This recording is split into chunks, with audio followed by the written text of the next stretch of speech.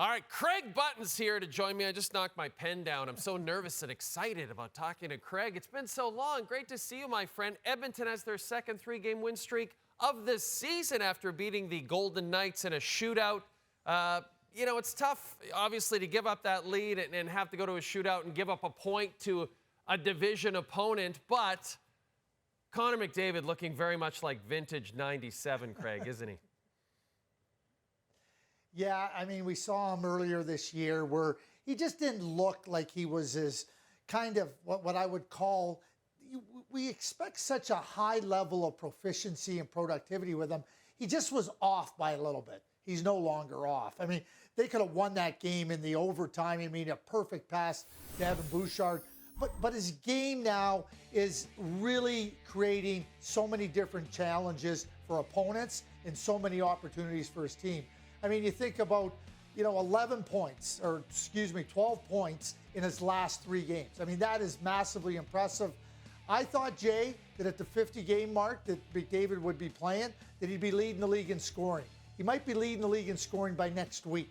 That's how good he's playing now, and he has completely returned to form.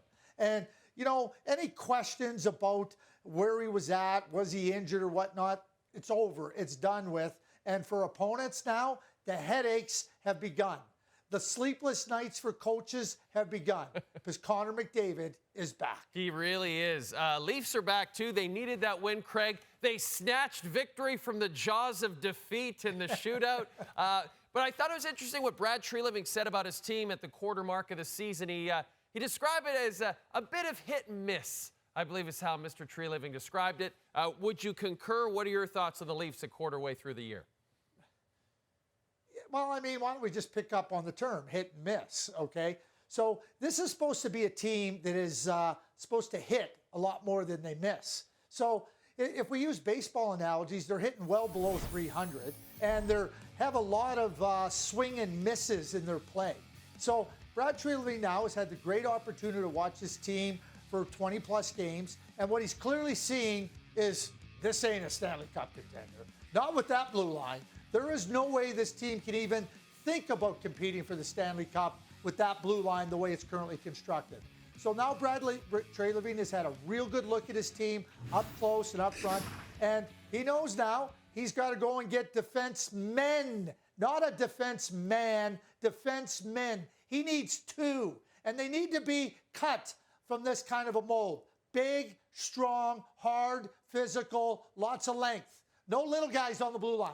No soft guys on the blue line. Hard defenders. That's what he's got to go do. Not 1, Jay, 2. Or it's going to be the same story come playoff time for the Toronto Maple Leafs. Question is, will they be available for Treliving to go get? How about the Jets, Craig? I know you watch them a ton. They've been a great story this year, but they lose back-to-back games for the 3rd time this season. And Tuesday's game against the Stars, built up as sort of a big game for Central Division positioning. How did the Jets come up short, Craig?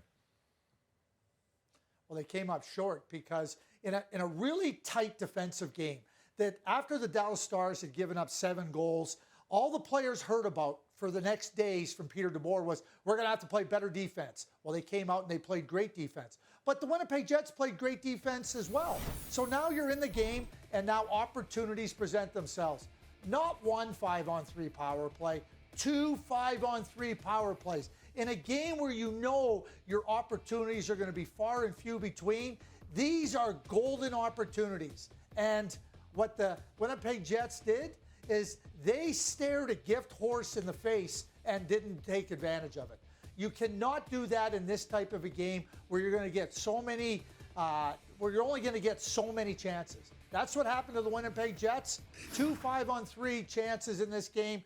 They weren't very crisp. They weren't very fast. It wasn't one of those things where they had their looks and they had some chances and the goaltender was great. The Winnipeg Jets were so weak and slow on those 5-on-3 power plays, cost them an opportunity to get 2 points.